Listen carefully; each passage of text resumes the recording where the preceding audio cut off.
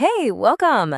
Have you ever felt like you're doing absolutely everything right with your diet, but the scale just won't budge? Well, today we are going to talk about a little secret that could honestly change everything. It's all about these tiny, simple moves that can have a huge impact on how your body handles fat. And it all starts with a pretty surprising question. No, really, just think about that for a second. We get so obsessed with counting calories and cutting out food groups, right? But what if the real secret is hiding in the timing and the order of our meals? It's a fascinating idea, and it all comes down to one really powerful player in our bodies. So let's talk about insulin. It's kind of the main character in our story today. Get this. Scientists did this wild experiment where they took fat cells and just let them swim around in sugar and fat. And guess what? Nothing really happened. But the second they added a little insulin to the mix, bam, the cells flipped a switch and started storing fat like crazy. That's how powerful this stuff is. Now, let's be super clear here. Insulin is not the bad guy. We absolutely need it to live. The real problem is when we're constantly spiking it all day long with every meal and snack. When that happens, our body basically gets stuck in storage mode, and it's always busy packing away energy as fat instead of, burning it for fuel. I absolutely love this analogy because it makes it so easy to understand. Just imagine insulin is a super organized librarian, and the sugar or glucose from your food are books. When books come in at a nice, steady pace, she has plenty of time to put them on the shelves, right? But what happens when a giant truck just dumps thousands of books on her all at once? The shelves get full, and our poor, stressed out librarian just starts shoving them wherever she can, under the rug and closets, and that's basically what happens with visceral fat. But here's the best part. We don't have to live with a stressed out librarian. There are three incredibly simple, totally science-backed moves we can make to help her out. And this isn't about restriction. It's just about being a little smarter with how we eat to keep those insulin spikes nice and low.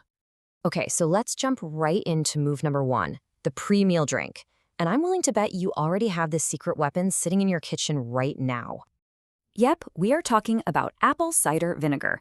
The trick is to get the raw, unfiltered kind. You know, the cloudy one that has that mother thing floating at the bottom. All you do is mix 1 or 2 tablespoons in a big glass of water and drink it about 15 minutes before you eat. Oh, and a little pro tip, use a straw. It'll help protect the enamel on your teeth. And this isn't just some old wives' tale. A 2019 study showed that this simple little drink before a carb-heavy meal can slash the insulin spike by almost 20%. That is huge for such a tiny, easy change. So how in the world does this work? Well, it's all about something called acetic acid in the vinegar. It basically acts like a gentle brake pedal for your stomach. It slows down how quickly food leaves your stomach, which means the sugar from your meal trickles into your bloodstream slowly instead of all at once. No big rush, no big spike. All right, on to move number 2. And honestly, this one is my absolute favorite hack. With this one, you don't have to change a single thing you're eating. Not the food, not the portions. You just change the order you eat things in. It sounds way too simple to work, but the science is amazing. This quote really says it all. The power here is all in the strategy. It's about working with your body instead of fighting against it. You can literally eat the exact same plate of food and get a totally different and much healthier result. It's just smart. So here's what that looks like. Most of us, what do? We dive straight for the bread basket or the pasta, right? The smart way is to flip that upside down. Start with your protein, so your chicken, your fish. Then eat your veggies and your fiber, the salad, the broccoli. And you save those yummy carbs for the very end of the meal. And check out the payoff for this. A study from 2023 found that this simple switch can lower your insulin spike by up to 40%. I mean, 40%, that is a massive difference. The protein and the fiber basically create this protective layer in your stomach, slowing down how fast those carbs you eat last get absorbed. And finally, our third move is the power walk. This is all about turning that sleepy post-meal slump, you know the one I'm talking about, into a golden opportunity for your metabolism. Okay, so right after you eat, this amazing little metabolic window opens up. For about 30 to 60 minutes, your muscles are just primed and ready to suck up sugar directly from your blood. And they don't even need much insulin to do it. But if you're just sitting on the couch, scrolling on your phone, you totally miss out on this window.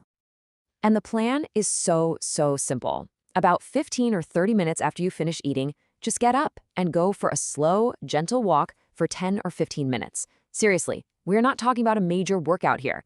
No sweating, no running, just move your body. Even walking around your living room while you're on the phone counts. All right, that was a lot of info, I know. So let's put it all together into a super simple action plan that you can literally start using today.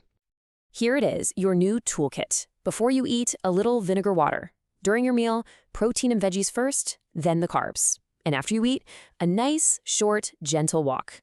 Each one of these steps is so small on its own, but when you put them together, they create this really powerful, positive effect. And I really want you to remember this. This is not another crazy, restrictive diet that's impossible to stick with. This is about being strategic. It's about understanding how your amazing body works and using that knowledge to your advantage, without having to give up the foods that you actually enjoy eating. So I've got a question for you. Which one of these simple moves are you going to try first? You don't have to do all of them at once, just pick one. Maybe it's just adding that walk after dinner, or maybe you'll try rearranging your plate at lunch tomorrow. Just pick one, give it a shot this week, and see how you feel. You might be completely shocked at the difference one tiny little switch can make. Thanks so much for hanging out with me.